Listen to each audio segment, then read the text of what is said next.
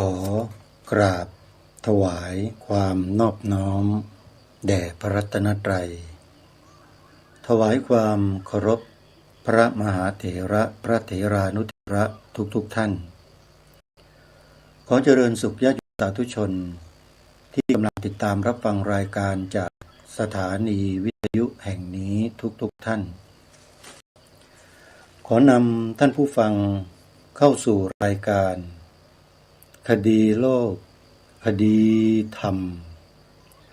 รายการคดีโลกคดีธรรมมาพบกับสาธุชนเป็นประจำทุกวันทางสถานีวิทยุพระพุทธศาสนาแห่งชาติคลื่นต่างซึ่งท่านผู้ฟังสามารถดาวน์โหลดแอปพลิเคชันวิทยุพุทธศาสนาทั่วไทยเพื่อไว้ติดตามรับฟังรายการนี้ได้ผ่านโทรศัพท์ของท่านนอกจากรายการนี้แล้วท่านยังสามารถเลือกรับฟังรายการธรรมะต่างๆจากสถานีวิทยุพระพุทธศาสนาแห่งชาติที่รวมอยู่ในแอปพลิเคชันเดียวกันนี้มากถึง48สถานีทุกภูมิภาคของประเทศไทยเมื่อท่านดาวน์โหลดแอปพลิเคชันนี้สำเร็จท่านจะมีสถานีวิทยุพระพุทธศาสนาไว้ฟังธรรมะตลอด24ชั่วโมงมากมายมหาศาลแต่ละสถานีนำสิ่งดีๆมาเปิดออกอากาศให้เราได้สดับรับฟังตลอดเวลาจึงขอเรียนเชิญเจริญพรศรัทธาสาธุชนทุกท่านได้ช่วยกันแนะนำผู้อื่นให้ดาวน์โหลดแอปพลิเคชันนี้ไว้ในโทรศัพท์แอปพลิเคชันที่ชื่อว่าวิทยุพุทธศาสนาทั่วไทยชื่อนี้การันตีได้ว่าเมื่อใครได้รับฟังคลื่นเหล่านี้แล้วจะได้รับความรู้ที่ท่านไม่เคยรู้มาก่อนหรือท่านใดรู้แล้วก็จะรู้เพิ่มพูนมากยิ่งขึ้นสุดท้ายก็จะขจัดความสงสัยในเรื่องราวต่างๆได้ไม่เป็นเรื่องของเราหรือเรื่องของเขามันก็จะจบลงเพราะความรู้ความเข้าใจในธรรมชาติของสิ่งนี้เองและความเข้าใจนี้จะเกิดขึ้นลอยๆไม่ได้ต้องใช้ความเพียรพยายามสร้างให้เกิดขึ้นวิธีการที่ง่ายที่สุดก็คือการฟังธรรมะนี้ครูบาอาจารย์ของเราไม่นำธรรมะเพียงทรายมาเทศมาสอนกันแล้วเขาประยุกต์ให้เข้ากับสถานการณ์ปัจจุบันแล้วก็ต่อเติมธรรมะแทรกเข้าไปโดยที่เราไม่รู้ด้วยว่าครูบาอาจารย์ท่านกำลังแสดงธรรมแต่เราก็ฟังท่านเล่าเรื่องนั้นเรื่องนี้เพลิดเพลินไปเสร็จแล้วท่านก็หยอดธรรมะใส่ไปข้อนึงเราก็เข้าใจธรรมะนั้นไม่รู้ตัวนี่คือวิธีการเทคนิคที่ครูอาจารย์เหล่านั้นท่านได้ทำในปัจจุบันเพื่อหวังประโยชน์เกิดขึ้นแก่โยมผู้ฟังนั่นเองเพราะฉะนั้นใครก็ตามแนะนำให้ผู้อื่นดาวน์โหลดแอปพลิเคชันวิทยุพุทธศาสนาทั่วไทยได้สำเร็จผู้บอกนั้นแหละจะได้อานิสงส์แห่งบุญไปด้วยจากบุคคลคนนั้นและถ้าบุคคลคนนั้นไปบอกคนอื่นต่ออีกอานิสงส์บุญจากคนอื่นก็จะตกถึงผู้บอกคนนั้นและ คนที่บอกคนแรกนี้ด้วยเรียกว่ายิ่งบอกมากใครก็ตามก็จะได้บุญมากยิ่งขึ้นทวีคูณยิ่งขึ้นเหมือนกับการขายตรงขายสินค้าไดเรกโตนะท่านผู้ฟังเขาจะมีการแนะนำผู้ขายให้ไปบอกต่อนำสินค้าไปเสนอแล้วก็ผูกข้างซ้ายผูกข้างขวาให้เป็นมือเป็นไม้ขึ้นมามือไม้นี้ก็ขายต่อไปอย่างนี้สร้างลูกมือมาเต็มไปหมดเขาเรียกว่าลูกโซ่การค้าแบบลูกโซ่หรือภาษาทางด้านเทคนิคที่เรารู้จักคุ้นเคยกันก็คือ direct sell คือขายแบบตรงการบอกต่อแอปพลิเคชันเพื่อมอบธรรมะให้กับผู้อื่นนี้ก็เป็นเดียวกันญาติโยมไม่ต่างกันใช้ระบบ direct เหมือนกันบอกตรงไปอย่างนี้อาตมาภาพเลยตั้งชื่อให้การบอกบุญแบบนี้ว่า direct บุญอันนู้น direct sell ใช่ไหมเขาขายสินค้าเพิ่มพูนกิเลสแต่ direct บุญอันเนี้ยลดกิเลสญาติโยมสาธุชนคิดว่าอย่างไหนมีประโยชน์กว่ากันระหว่างเพิ่มกิเลสกับตัดกิเลสต้องการแบบไหนเลือกได้โดยอิสระแต่เชื่อว่าท่านที่ฟังรายการคดีโลกคดีธรรมและรายการธรรมะอื่นๆจากสถานีวิทยุพระพุทธศาสนาแห่งชาติที่ทางรายการและครูบาอาจารย์ญาติโยมด้วยกันแนะนำให้ญาติโยมได้ฟังเนี่ยเป็นที่ใจบุญเป็นคนมีบุญญาติโยมจึงได้ดาวน์โหลดแอปพลิเคชันนี้แล้วก็ฟังแล้วบุญก็จะเกิดทวีคูณขึ้นเรื่อยๆฟังเวลาไหนบุญก็เกิดเวลานั้นพระสัมมาสัมพุทธเจ้าตรัสสรรเสริญบุญในกรณีเช่นนี้ไว้ว่าสุโขปุญญัสสะอุตตโยการสั่งสมบุญนำสุขมาให้อาตมาภาพเชื่อว่าไม่มีใครหรอกที่ตั้งใจฟังธรรมะแล้วจะมีแต่ความทุกข์อาตมาภาพคิดว่าเขาคนนั้นจะมีแต่ความสุขเมื่อได้ฟังธรรมะยกเว้นฟังรายการคดีโลกคดีธรรมอาจจะมีความทุกข์ร้อนใจบ้างแต่เป็นความทุกข์ร้อนใจในทางกุศลเคยได้ยินไหมทุกข์ร้อนใจในทางกุศลเนี่ยถ้าจะให้ยกตัวอย่างก็ตัวอย่างเช่นชาวบ้านบางระจันมีความทุกข์ร้อนใจมากที่บ้านเมืองถูกบุกรุกรานย่ำยีจากศัตรูไอ้ความทุกข์ตรงนั้นเนี่ยเป็นความทุกข์ที่ไปกระตุ้นสิ่งที่เป็นกุศลในใจที่ต้องการจะช่วยบ้านเมืองช่วยชาติช่วยสังคมจึงได้ตั้งชุมนุมกันขึ้นมาต่อต้านศัตรูอันนี้ถือว่าใจเป็นกุศลนะช่วยชาติบ้านเมืองนั่นน่ะไม่เช่นนั้นคนในยุคปัจจุบันนี้คงจะไม่ปั้นรูปของชาวบ้านบางระจันที่ญาติโยมได้เห็นอยู่ที่จังหวัดสิงห์บุรีเวลาเราไปบ้านบางระจันใช่ไหมก็จะเห็นรูปปั้นชาวบ้านถือขวานถือมีดนั่งขี่ควายเขาใหญ่ๆยาวๆนั่นแหละอนุสาวรีย์ชาวบ้านบางระจันไม่งั้นเขาไม่ทำอนุสาวรีย์เชิดชูให้ใช่ไหมก็แปลว่าสิ่งที่ชาวบ้านบางระจันทำเนี่ยเป็นสิ่งที่ดีมีประโยชน์ถูกต้องสมควรได้รับการยก ย่องชมเชยใช่หรือไม่เชกเช่นเดียวกัน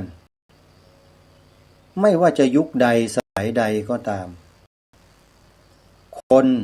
อย่างชาวบ้านบางระจันเนี่ยมีอยู่ทุกยุคทุกสมัยเลยท่านผู้ฟังแต่วิธีการรูปแบบแตกต่างกันชาวบ้านบางระจันนี่ถืออาวุธขี่งัวขี่ควายไล่ฟันศัตรูด้วยอาวุธเพื่อชนะหวังปกป้องประเทศชาติบ้านเมืองนั่นคือรูปแบบในสมัยก่อนแต่ชาวบ้านบางระจันในสมัยนี้เนี่ยเขาไม่ได้ใช้อาวุธเข็นฆ่ากันแบบนั้นแล้วแต่ใช้อาวุธมาป้องปราบศัตรูป้องกันประเทศชาติบ้านเมืองป้องกันจารีตประเพณีวัฒนธรรมป้องกันชาติป้องกันชาติป้องกันพระพุทธศาสนาป้องกันพระมหากษัตริย์ของเราแทนแล้วเอานั้นคืออะไรสติปัญญาสัมมาทิฏฐิคำพูดคำจาการกระทำที่เป็นไปเพื่อประโยชน์ส่วนรวมเพื่อชาติบ้านเมืองเพื่อพระพุทธศาสนาเพื่อพระกษัตริย์นั่นเองคนเหล่านี้ก็ไม่แตกต่างอะไรกับชาวบ้านบางระจันเพียงแค่วิธีการรูปแบบแตกต่างกันไปเท่านั้นตามสถานการณ์ที่เกิดขึ้นเพราะฉะนั้นถ้าหากว่าเรารู้เราทราบว่าใครชุมนุมไหนหรือชมรมใดสมาคมใดส่วนงานใดองค์กรใดก็ตามที่เขาออกมาพูดมาแสดงกระทำอะไรก็ตามที่เป็นไปเพื่อประโยชน์ส่วนรวมแล้วเพื่อชาติบ้านเมืองเพื่อพระพุทธศาสนาเพื่อสถาบันพระมหากษัตริย์แล้วนั่นแหละคือลูกหลานชาวบ้านบางระจันแท้ๆเพราะว่าเขามุ่งจะปกป้องบ้านเมืองตลอดจนถึงจารีตประเพณีวัฒนธรรมวิถีชีวิต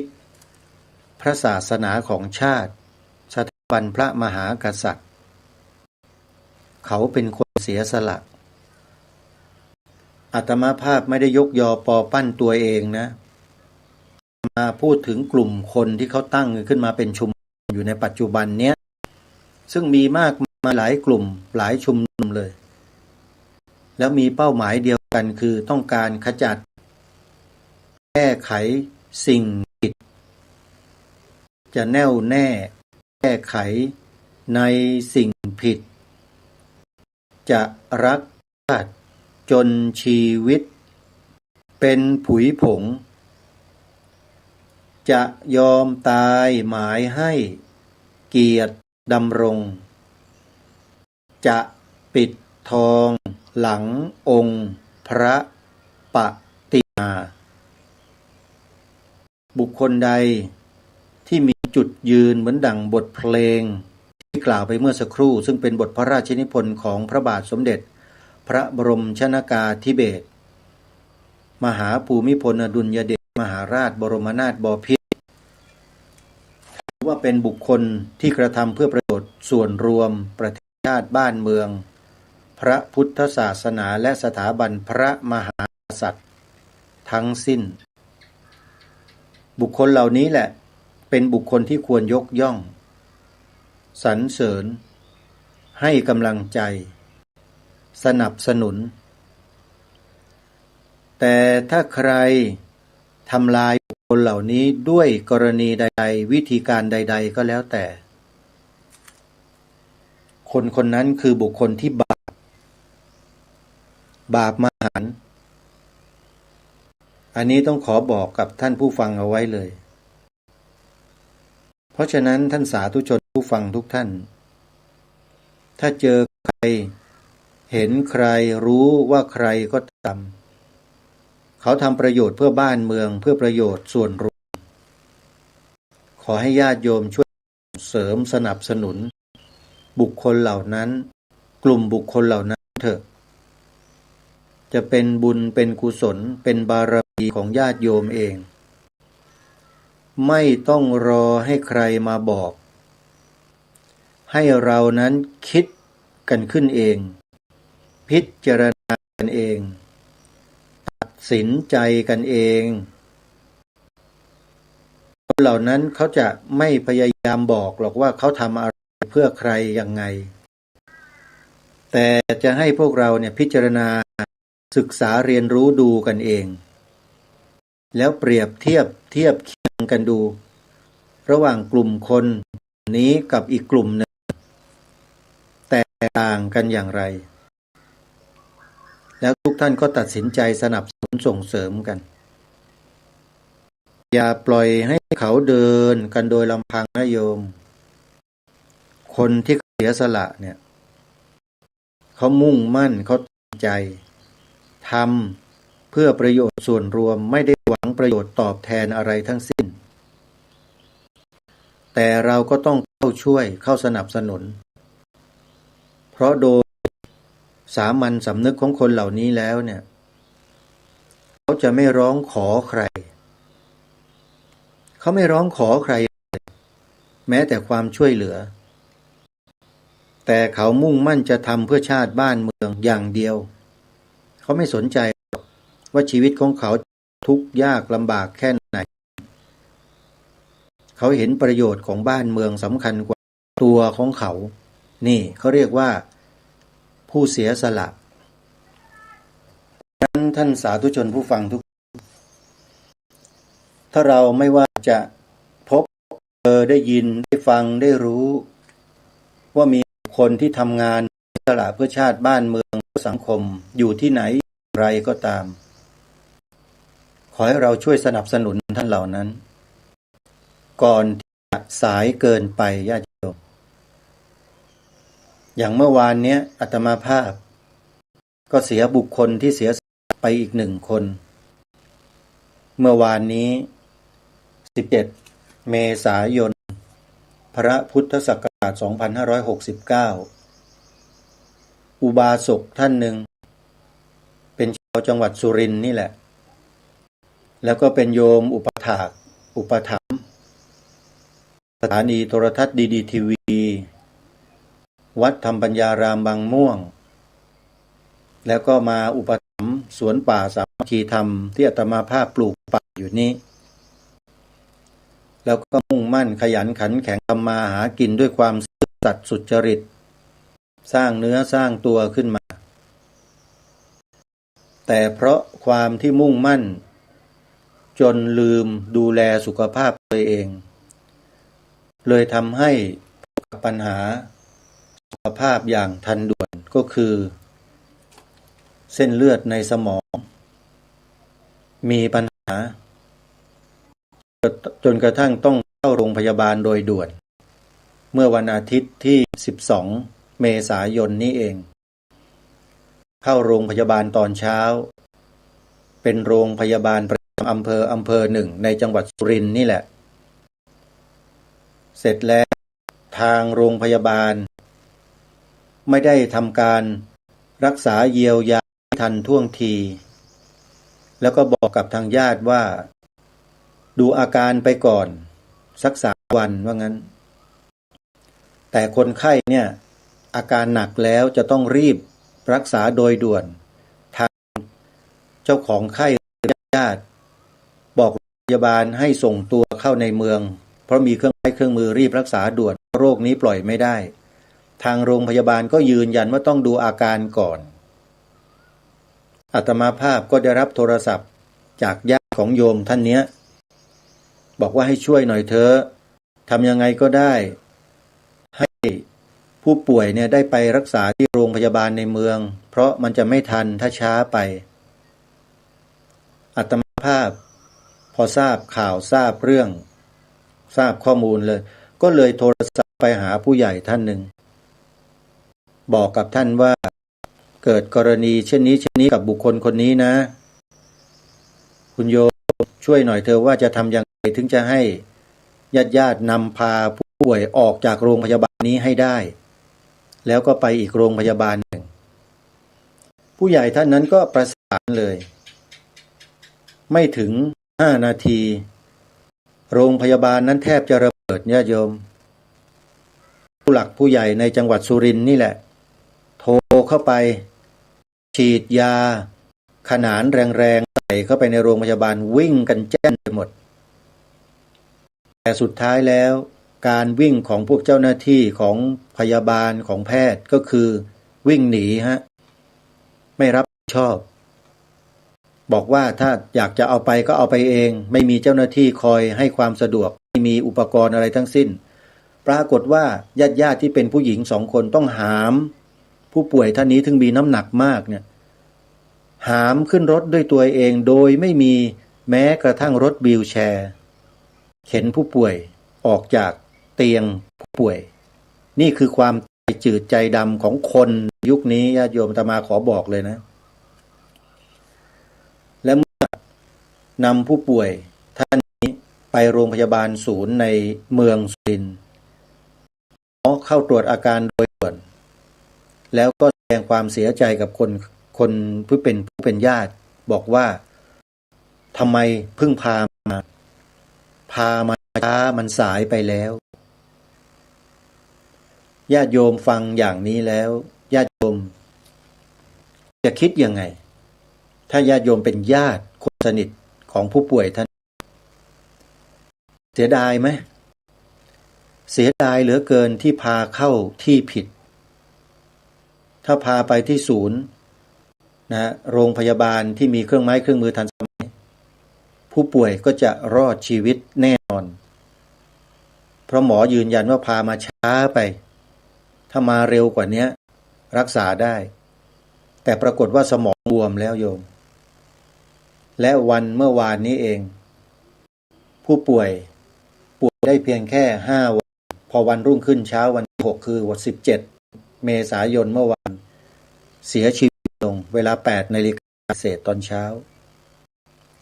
และเมื่อวานมาก็กำลังเดินทางจากกรุงเทพ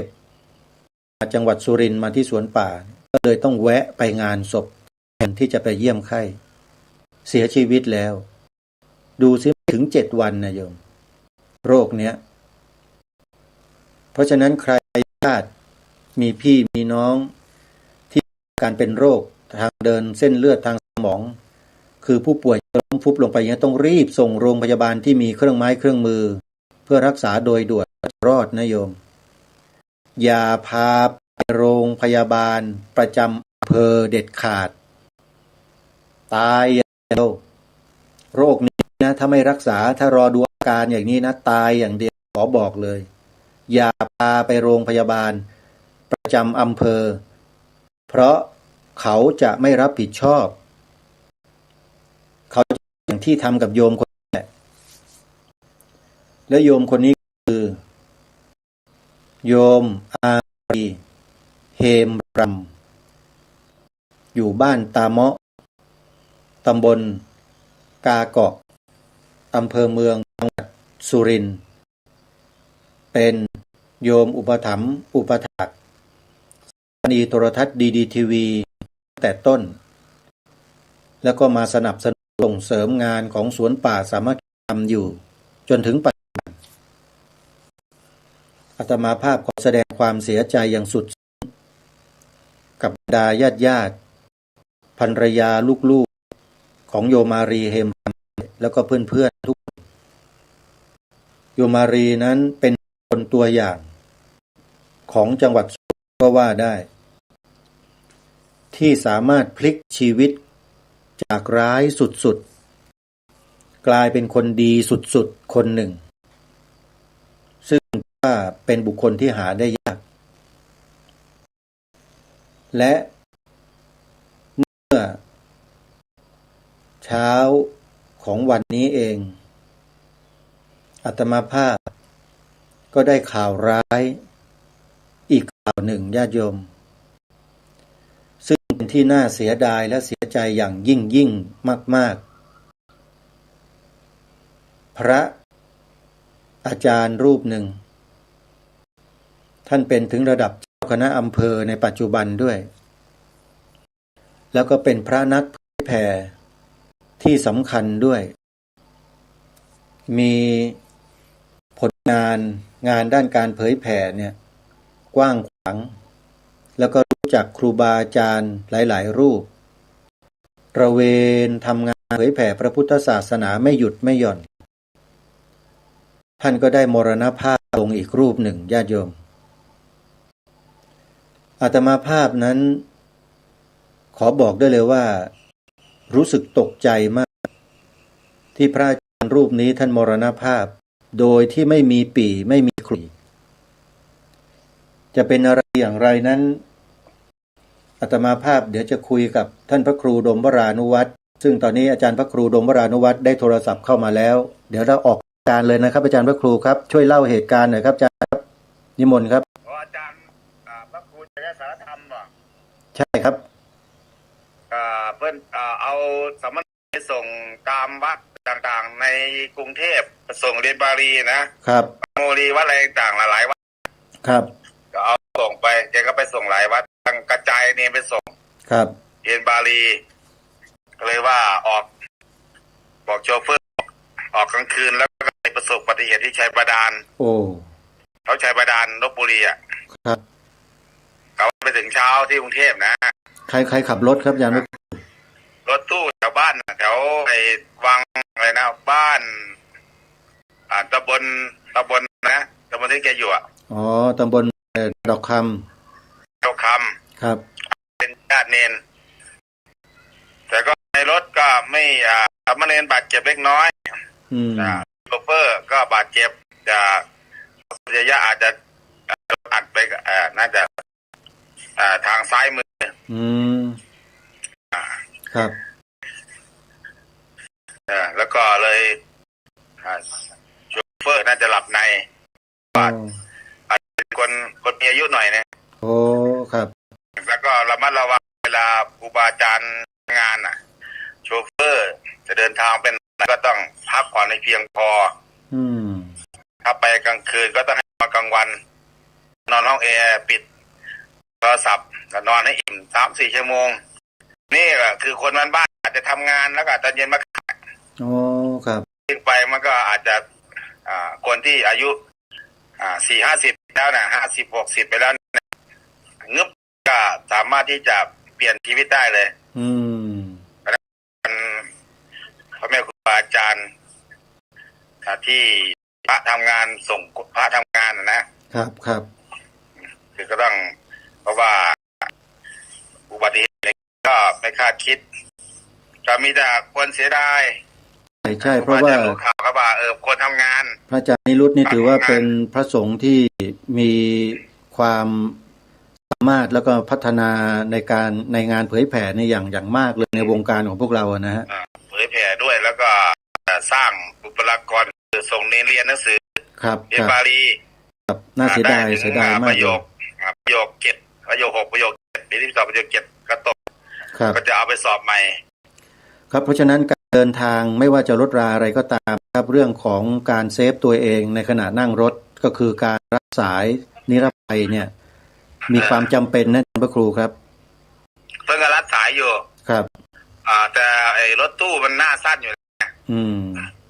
แล้วก็ไปอัดกับ10 ล้อเนี่ยมันก็โอ้โห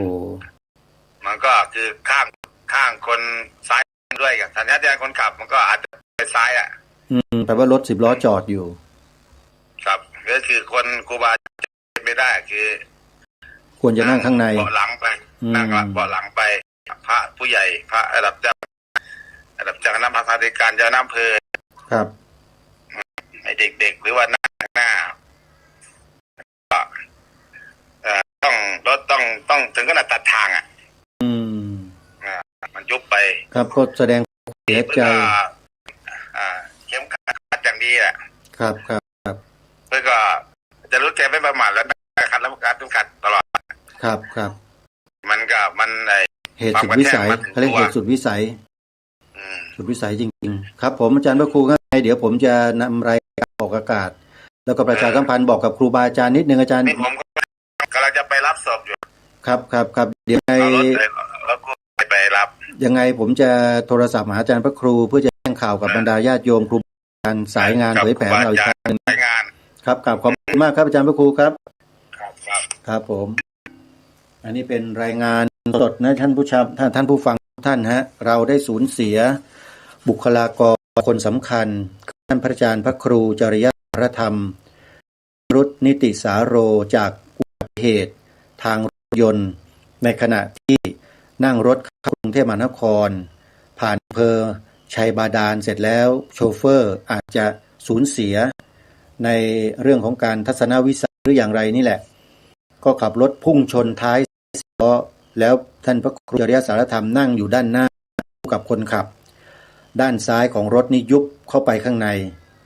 พระครูจริยสารธรรมมรณภาพทันทีณตรงนั้นเมื่อค่ำคืนที่ผ่านมา17เมษายนญาติโยมอาตมาภาพเพิ่งจะเสียคุณโยมอารีเฮมรำไปเมื่อวานนี้และในขออภัยนะฮะเมื่อวานโยมอารีเพิ่งสูญเสียไปใช่และวันนี้18เมษายนก็สูญเสียครูจริยสารธรรมไปอีกรูปอายุยังไม่มากเท่าไหร่เลยญาติโยมแต่เอาละท่านสาธุชนทุกท่านก็ขอให้พวกเราเนี่ยเข้าใจเถอะว่าอริยสัจธรรมที่พระสัมมาสัมพุทธเจ้าตรัสสอนตรัสแสดงเหล่าสาวกอย่างพวกเราท่านทั้งหลายเราไม่สามารถจะปฏิเสธความจริงทั้งสี่ประเสริฐนั้นได้เลยสิ่งเหล่านี้แหละ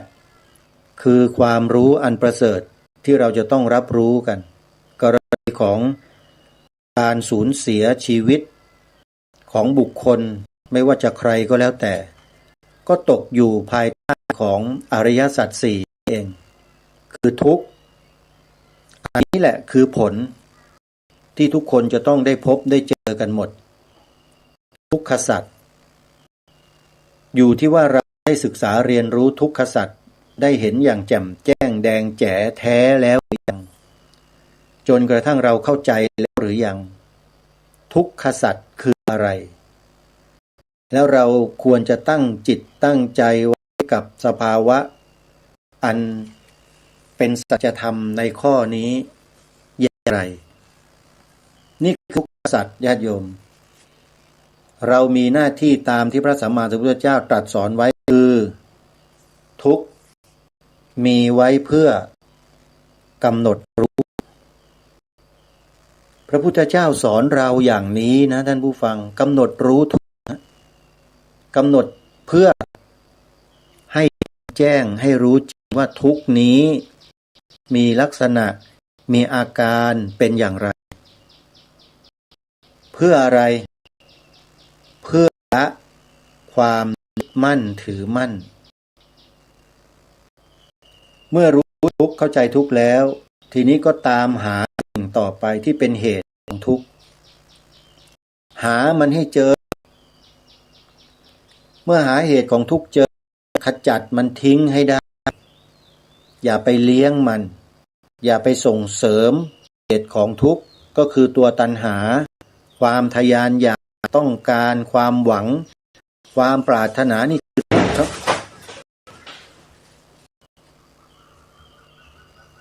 นี่คือปัญหาของ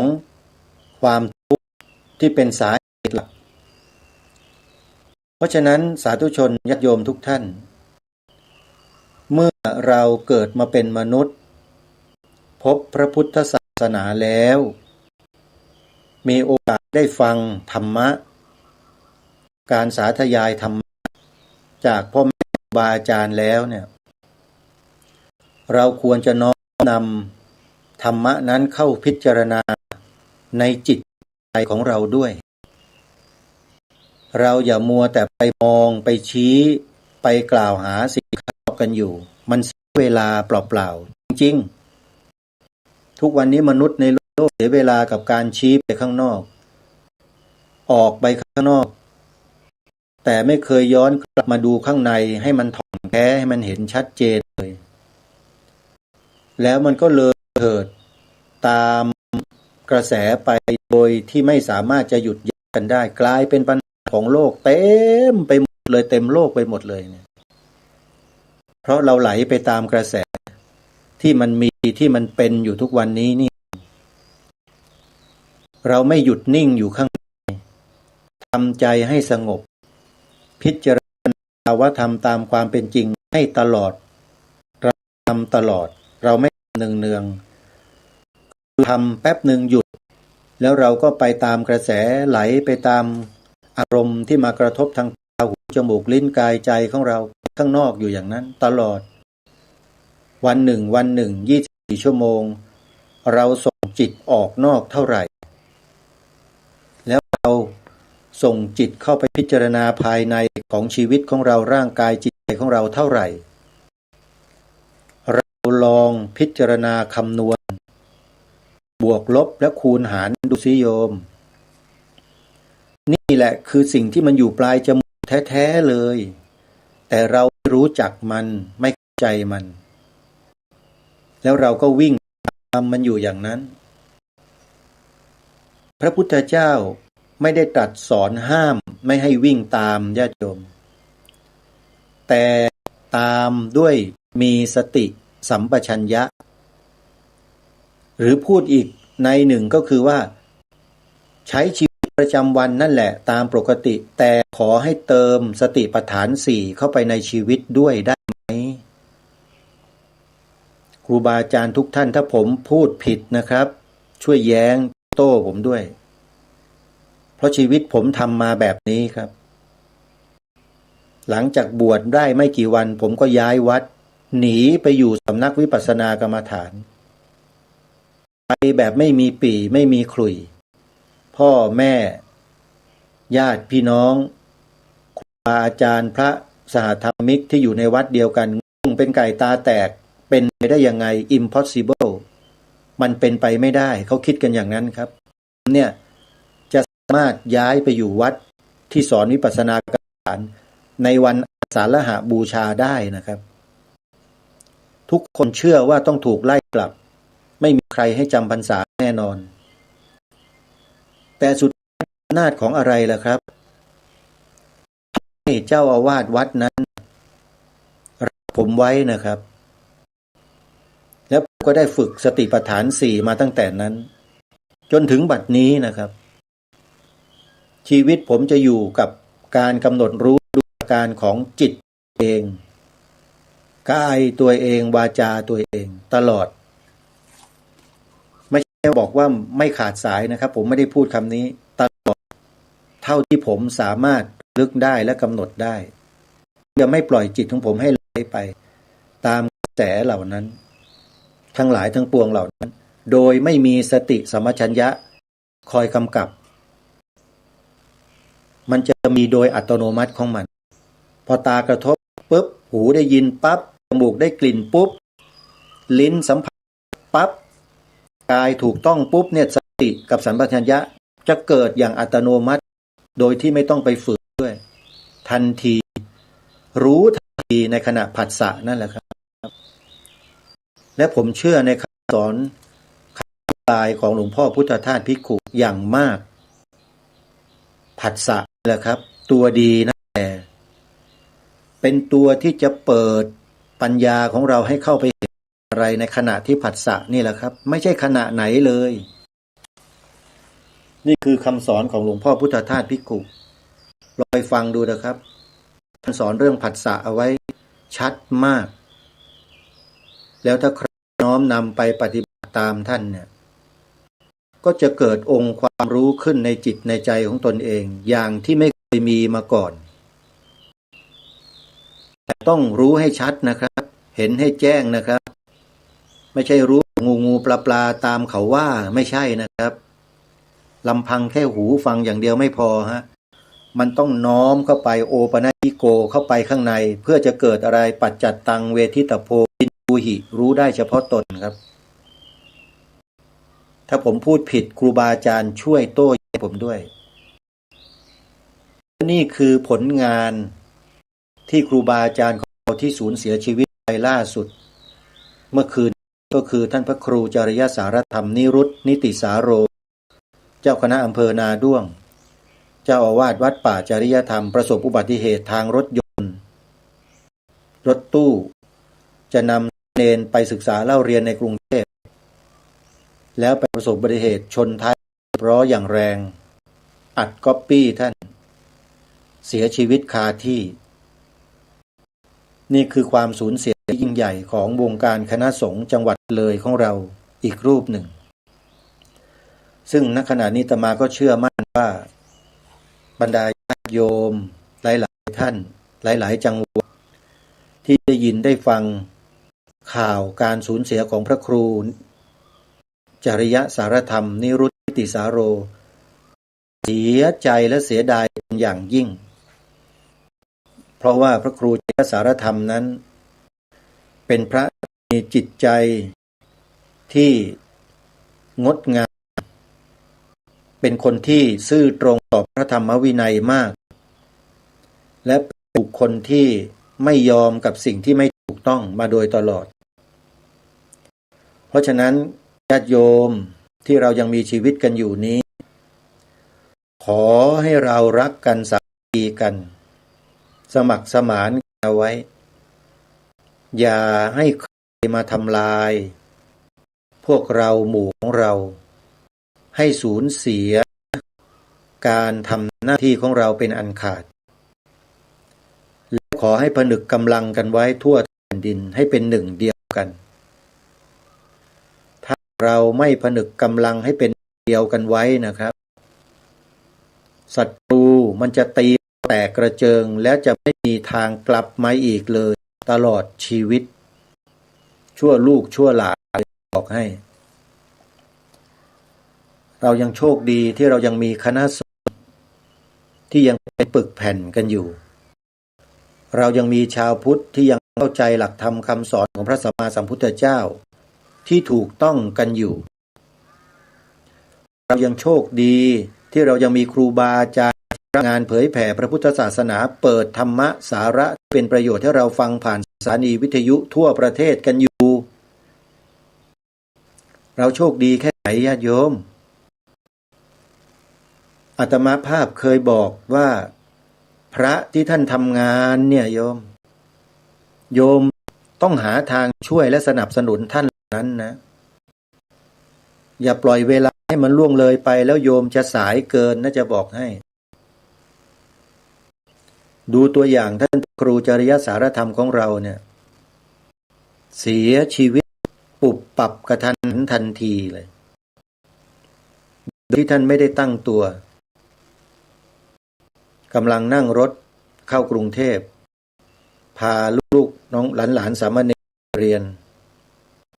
และประสบอุบัติเหตุกลางทางที่ชาดาจังหวัดลพบุรีเนี่ย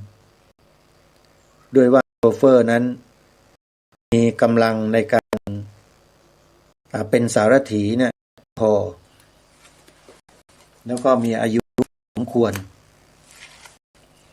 ก็เลยประสบอุบัติเหตุที่สุดขอแสดงความเสียใจกับโยมแม่ ขออภัยโยมมารดาของท่านพระครูจริยสารธรรมคุณโยมแม่ชีซึ่งเป็นบาสิกาบวชแม่ชีอยู่ที่วัดป่าจริยธรรมแล้วก็ญาติโยมที่เป็นศิษย์ของพระครูจริยสารธรรมทุกท่านเพื่อนสาธมิกครูบาอาจารย์ของท่านพระครูนิรุตไม่ว่าจะเป็นในจังหวัดเลยจังหวัดอื่นๆครูบาอาจารย์สายบาลีใหญ่ที่รู้จักคุ้นเคยกันขอแสดงความเสียใจด้วยครับแล้ววันนี้ศพของท่านครูจริยสารธรรมคงจะได้ตั้งบำเพ็ญกุศลอย่างเป็นทางการจะมีกำหนดการแจ้งบอกอีกครั้งหนึ่งแล้วนี่ก็เป็นข่าวการสูญเสียของญาติโยมคุณมารีเฮมรำที่ธรรมภาพได้ประกาศไปตั้งต้นแล้วก็มาล่าสุดพระครูจริยสารธรรมนิรุตนิติสาโรคณะอำเภอนาด้วงเจ้าอาวาสวัดป่าจริยธรรมท่านได้มรณภาพลงแล้วด้วยประสบอุบัติเหตุท้องถนนรถตู้ที่ท่านนั่งไปด้านหน้าได้ชนก๊อปปี้กับ10 ล้อที่จอดอยู่ข้างทางจนทำให้ท่านพระครูจริยสารธรรม เสียชีวิตคาที่อาตมาภาพก็ขอแสดงความเสียใจอีกหลายครั้งสำหรับความสูญเสียที่เกิดขึ้นครั้งนี้และเราก็อย่าเสียอกเสียใจจนกระทั่งทำอะไรกันไม่ได้นะโยมในโลกนี้ไม่มีใครรอดสักคนนะต้องสูญเสียชีวิตสังขารร่างกายนี้หมดไม่มีเหลือเลยแม้แต่พระสัมมาสัมพุทธเจ้าที่ทรงมีพระพุทธานุภาพเกริกไกรไปทั่วจักรวาลไม่มีใครสามารถเสมอเหมือนพระพุทธองค์ได้ก็ยังไม่สามารถจะทรงพระชนชีพพระองค์ได้เลยเหล่าบรรดาพระอรหันตสาวกพระอริยบุคคลปุถุชนคนทั่วไปก็แล้วแต่ไม่มีใครที่จะยื้อสังขารร่างกายที่เป็นธรรมชาติเหล่านี้เอาไว้ได้ทั้งนั้นเลยโยมเพราะฉะนั้นการชีวิตของคนเราไม่ว่าจะใครก็แต่ให้เราเข้าใจภาวะธรรมชาติที่มันเป็นไปเช่นนั้นเองแล้วพิจารณาธรรมะให้เราเข้าใจแล้วน้อมเข้ามาใส่ตัวเราเพื่อไม่ให้ความประมาทต่อชีวิตเมื่อเรายังมีลมหายใจยังมีชีวิตอยู่เนี่ยโยมเราควรจะใช้เวลาที่เหลืออยู่ให้เป็นประโยชน์สูงสุดด้วยการทำอะไรเพื่ออะไรแล้วทำสิ่งเหล่านั้นไปถึงที่สุดเร่งสร้างบุญกุศลบารมีของเราเนี่ยให้ต่อเนื่องอย่าหยุดทำต่อไปญาติโยมคนไหนที่ไปแล้วละโลกนี้ไปแล้วท่านก็ไปอยู่ในภพภูมิของท่านแล้วบุญกุศลที่ท่านสร้างทำไว้ก็จะส่งผลท่านไปในภายภพข้างหน้าไม่ต้องไปกังวลแล้วล่ะเราเนี่ยพวกเราที่ยังมีชีวิตกันอยู่นี่แหละโยมจับมือสามัคคีรักกันไว้ให้มั่นเชียวอย่าแตกกันเด็ดขาด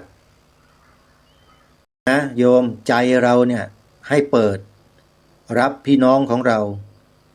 พระคุณเจ้าของเราสามเณรลูกหลานแม่ชีอุบาสกบาสิกาพุทธบริษัทพี่น้องคนไทยเราที่มีความซื่อตรงต่อชาติพระพุทธศาสนาพระมหากษัตริย์เราต้องจับมือรักกันสามัคคีกันไว้ให้มั่นอย่าแตกแยกกันอย่าทะเลาะกันให้เรามีจิตใจที่ซื่อตรงต่อกันโยมนะอย่างน้อยให้เราเนี่ยมีความมุ่งมั่นอยู่ในใจเสมอว่าอย่างน้อยพวกเราก็เกิดบนผืนแผ่นดินเดียวกันแล้วเป็นพี่เป็นน้องผองไทยกันแล้วขอให้เรารักและสามัคคีกันไว้เถอะช่วยกันนำพาชาติบ้านเมืองสังคมประเทศชาติลูกหลานเยาวชนที่จะเติบโตในอนาคตให้อยู่รอดปลอดภัยต่อไปในอนาคตอีกนานแสนนานให้ได้เราต้องร่วมแรงร่วมใจกันแล้วนะโยมนะทิ้งกันให้ช่วยกันมีหน้าที่อะไรเราก็ทำหน้าที่ของเรากันไปพระสงฆ์ก็มีหน้าที่3 ข้อฆราวาสญาติโยมพุทธบริษัทก็มีหน้าที่3 ข้อเหมือนกันที่เรียกว่าไตรสิกขานี่คือข้อปฏิบัติ3 ข้อที่พระสัมมาสัมพุทธเจ้า ขออภัยทรงประทานไว้ให้แก่พวกเราชาวพุทธในบรรพชิตพระภิกษุสงฆ์แม่ชีก็ตามให้ปฏิบัติตามหลักขาคือศีลสมาธิปัญญาส่วนคฤหัสถ์ญาติโยมมี3 ข้อเหมือนกันชื่อว่าไตรสิกขาเช่นกันคือการให้ทานรักษาศีลเจริญภาวนาพัฒนาตนเองขึ้นมาให้สู่จุดหมายปลายทางเดียวกันนั่นก็คือพระนิพพานเพื่อความหลุดพ้นทั้งปวงคือจุดหมายสูงสุดแล้วก็ต้องขอแสดงความเสียใจอีกหลายๆครั้งสำหรับการจากไปของพระครูจริยสารธรรมเจ้าวาดวัดป่าจริยธรรมญาติโยมก็คงจะได้มีโอกาสไปร่วมงานบำเพ็ญกุศลศพตามกำหนดที่จะได้แจ้งต่อไปในวันพรุ่งนี้นะโยม